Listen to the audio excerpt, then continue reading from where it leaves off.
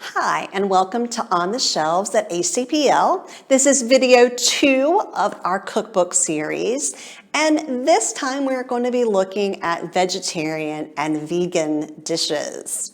Let's see if we can find some great recipes for you. Our first vegetarian and vegan cookbook today is the Super Easy Vegan Slow Cooker Cookbook by Toni Okamoto. All of the recipes in here are not slow cooker recipes. Some just require you to saute or to chop vegetables and eat them raw. But many of the recipes in here involve the slow cooker, which is fantastic when you have a busy day. You can put something in early in the morning, let it cook all day, come home and just be able to eat.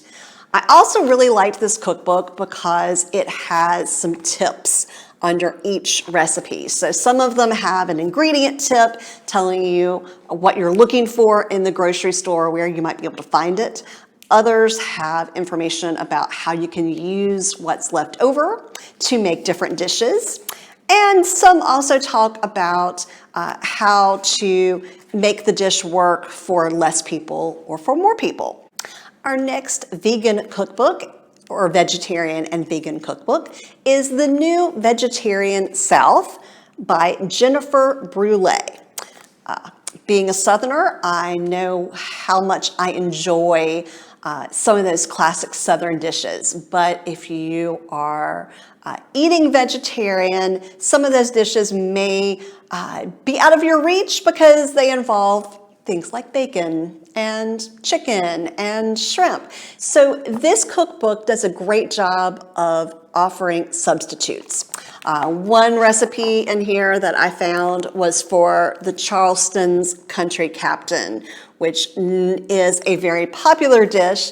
Instead of meat, she uses tofu, and instead of using the bacon, which gives it that really smoky, wonderful flavor, she uses smoked paprika, which I thought was a really good choice, and then almonds at the end. And so both of those things offer some of those taste substitutions. And so if you are interested in becoming a vegetarian or serving some vegetarian dishes, adding them to your repertoire, this one is a great choice if you're a Southerner like me.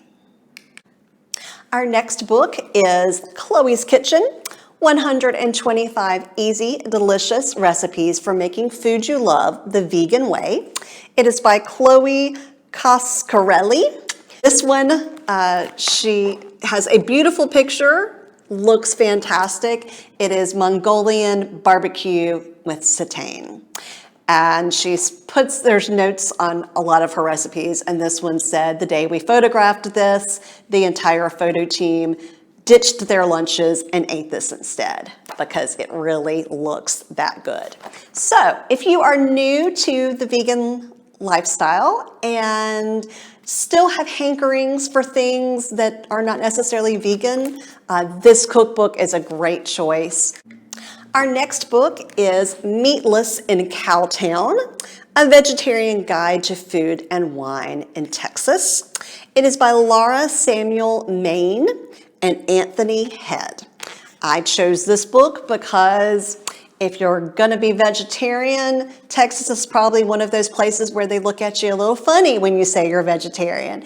But these authors have done a great job of taking traditional Texas dishes and making them look really, really fantastic for vegetarians. So the one I'm looking at here is pinto bean chili or meatless in Cowtown Frito pie.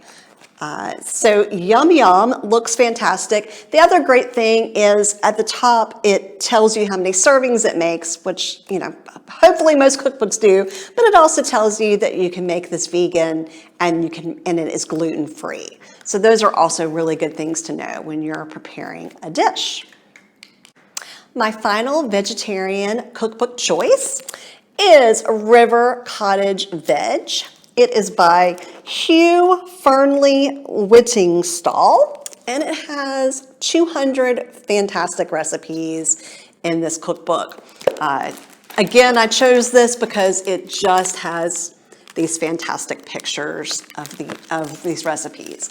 And what I liked about this one is it has a lot of variations. So for instance, this one was a pasta with greens, garlic, and chili. And so if you couldn't find some of the ingredients, if you couldn't find the kale, you can use cabbage, you can use Swiss chard, but if you couldn't find any of those, it says, hey, you can use broccoli.